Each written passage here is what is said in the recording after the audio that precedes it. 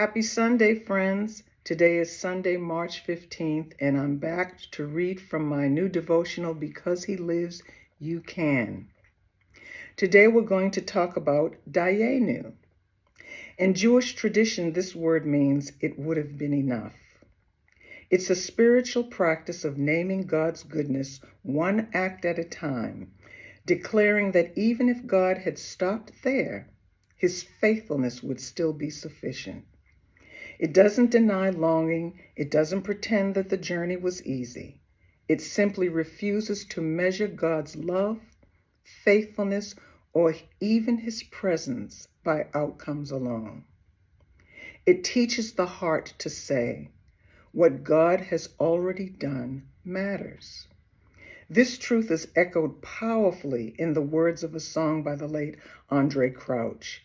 If heaven was never promised to me, neither the promise to live eternally, it's been worth just having the Lord in my life. I was living in a world of darkness, and Jesus brought me the light. That song isn't resignation, it's a testimony. Like Dayenu, it declares that loving God is not a transaction. Faith isn't held hostage to reward. God is worthy not because of what He gives, but because of who He is.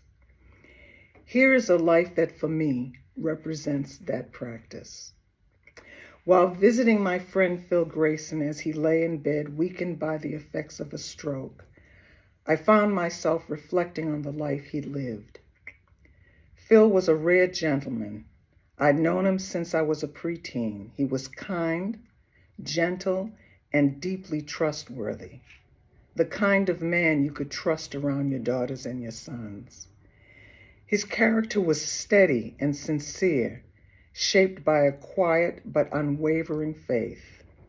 But make no mistakes about it, Phil's gentleness wasn't weakness. When he put his foot down, it was down and you knew it. He stood for what was right. He was also a remarkable musician and had a beautifully clear tenor voice, the kind that carried both strength and tenderness in every note. And his musical gifts didn't end there. He could also play the musical saw, and he played it masterfully, drawing hauntingly beautiful tones from an instrument most people wouldn't even imagine could sing. Time and illness had weakened his body, and his voice was now barely audible. Yet, his presence still carried that quiet authority that only a faithfully lived life can give. That day, I sang to him songs I knew he loved. I listened as he tried to sing along, his voice faint but determined. I watched his withered hand move slowly and shaking, attempting to keep time as if he were directing the music. So finally, I asked the question that cuts to the core of a life. It's a question that many will face, especially when suffering comes, because some grow bitter when the end of the journey doesn't look the way they imagined.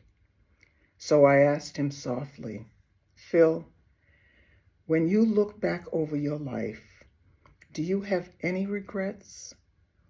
Was serving God worth it?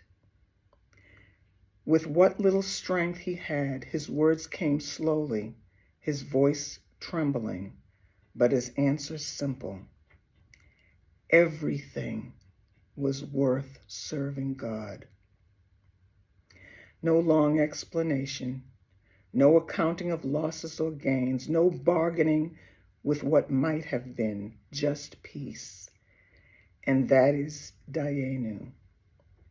It teaches us to say, even if prayers were not answered the way I hoped, loving God was worth it.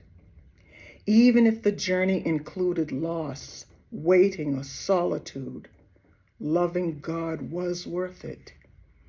Even if strength faded and plans narrowed, loving God was worth it. This kind of faith doesn't deny pain. It refuses to let pain have the final word. Dayenu is especially important for those still living in the middle, still believing, still trusting, still wondering how the story will end. It reminds us that gratitude doesn't have to wait for completion. It's even here and even now. It's been worth it.